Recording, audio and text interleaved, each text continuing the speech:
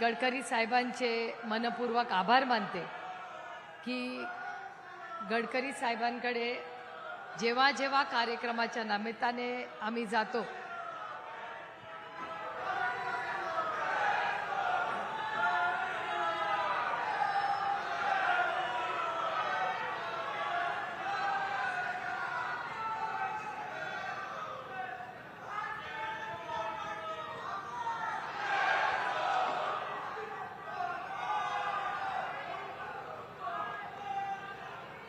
तुमचं झालं असेल तर मी भाषण करते।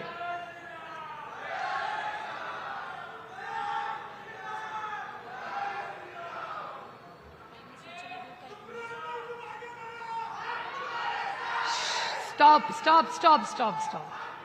आपण पक्षासाठी नाही आलो, आपण गडकरी साहेबांचे आभार मानण्यासाठी इथे आलेलो आहोत। मी गडकरी साहेबांचे मनापासून आभार मानते।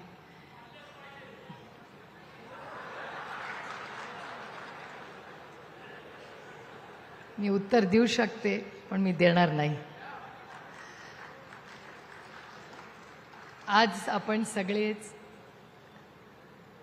गडकरी साहेबांचे आभार मानण्यासाठी आलेले आहेत, कारण का संसदेत अनेक वर्ष बारामती लोकसभा मतदारसंघाच्या मायबाप जनतेच्या आशीर्वादामुळे मला संसदेत काम करायची संधी मिळाली आणि त्यामध्ये अनेक वर्षाच्या अनुभवामध्ये एक अत्यंत सुसंस्कृत आणि महाराष्ट्राचं आणि देशाचं हित बघणारा कुठला नेता आणि मंत्री असेल ज्याचं नाव इतिहासात लिहिलं जाईल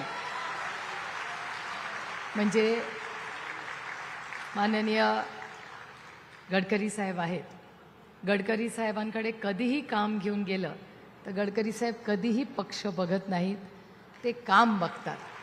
त्याच्यामुळे मी बारामती लोकसभा मतदारसंघाच्या वतीने जाहीरपणे त्यांचे मनपूर्वक या भागाची लोकप्रतिनिधी म्हणून त्यांचे आभार मानते की अतिशय चांगलं काम।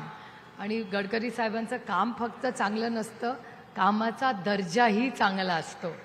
कारण माझ्या मतदारसंघातले जे गडकरी साहेबांनी केलेले रस्ते आहेत त्यांनी अजून कुठला त्याच्यात फारसे खड्डे कुठे दिसत नाहीत। बाकीच्यांचं हे बोलण्यासाठी व्यासपीठ नाही, त्याला दुसऱ्या व्यासपीठावर जरूर मी बोलीन, पण अतिशय चांगले दर्जाचे रस्ते आणि काम गडकरी साहेबांच्या दूरदृष्टीने झालेले आहे, त्याबद्दल मी त्यांचे मनपूर्वक आभार मानते।